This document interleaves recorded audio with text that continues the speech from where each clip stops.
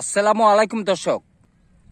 আসলে প্রতি বছর একটি ঈদ আসে, রোজার ঈদ।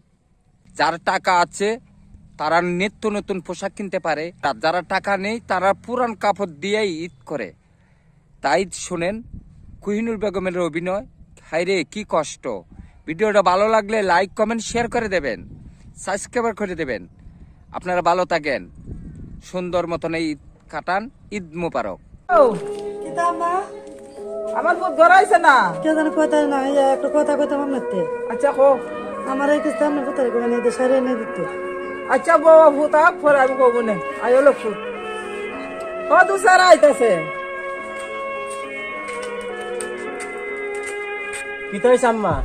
আচ্ছা আমার দেশ না দেশ বউডা একটা শাড়ি কিনে দেখ। সদিন একটা দিন আইতাছে, সবাই শাড়ি কিনবো, নতুন শাড়ি না বউডা একটা চিরা শাড়ি কিনে আনে কিরম না।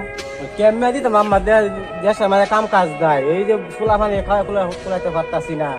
সারি আনি কেমনে নিয়ে দেবো? সারি আচ্ছা সামনে বাবা, সারি আচ্ছা বাবা কইটা পরে জি কিটা মানবো ভূত ওটা দেখছ না ব্যবস্থা করে একটা মিলাইতানি পারে বাবা একটা শাড়ি। আমি পারতাম না, আমি সারি সুরি দিতে পারতাম না, কাম কাজ নিয়ে দিতাম না। শোনো স্বামী কত মারে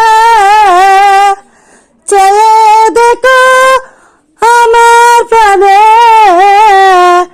চিরা সারি পরে আছি আমি গো, চিরা সারি পরে আছি আমি গো। ঈদে শাড়ি মাকে নিলে চলে যাব বাপের বাড়ি, একে আমার ভাগ্য লেখা ছিল গো। জরিনা কই তোমারে যায় নয়া মারে চেরে, কি দিয়া কিনিব ঈদের শাড়ি গো। তুমি দুজি যাওগা চলে পাড়া লুকে মন্দ বলবে,